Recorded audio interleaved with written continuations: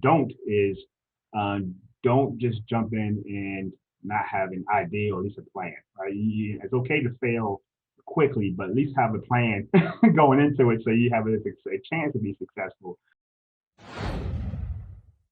What kind of do's and don'ts you think we have to like pay attention when it comes to BIM implementation and or working with BIM? A do for me is understanding the value preposition. We always say, ask the why. Why are you doing something? And so that way it helps you better to understand how to be able to implement it. Um, no, a don't is uh, don't just jump in and not have an idea or at least a plan, right? It's okay to fail quickly, but at least have a plan going into it so you have a chance to be successful. Um, don't try to do everything at once. Don't try to take on too much. Small wins. As we say, like with a baseball term, singles can win you a game. Don't always try to hit for the home run. That's something that we've had to find where we've taken on too much, and we haven't produced the quality that we want. Um, do is always try to communicate your value and your expectation to your teams. Make sure you're on the same page. And if you have to, and communication comes to my mind in 4 different formats. And for us, what's always been the most successful is visually communicating it. So you can visually communicate what you're trying to accomplish. As this old saying is, a picture's worth 1,000 words. Is definitely better and easier to communicate and get on the same page if you can visualize what you're trying to accomplish.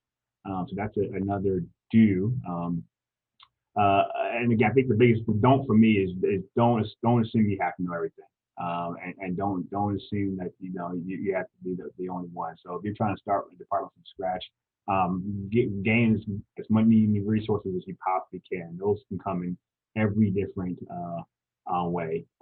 So that's been a tremendous help for us. Just having so many different resources to tap to help continue the growth of the BIM department. The other do I would say is uh, do diversify your thought process.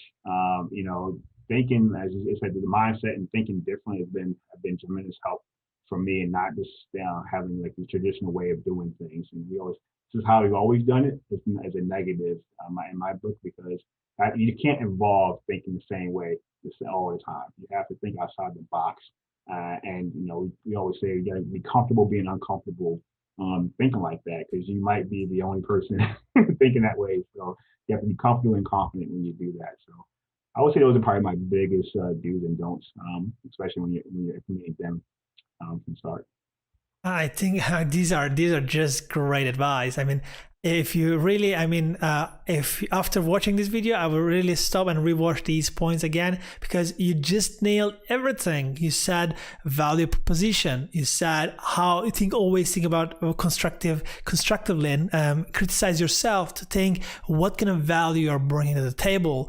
That is a primary thing. If you always focus on value, you start thinking in a different way. So you just start becoming a lot more selfish on the organization. You start understanding different levels of values. You understand the value at the business level, value of the departmental level, value on the project level, value on the stakeholder. Like there, I can go and on, because that's the most important thing.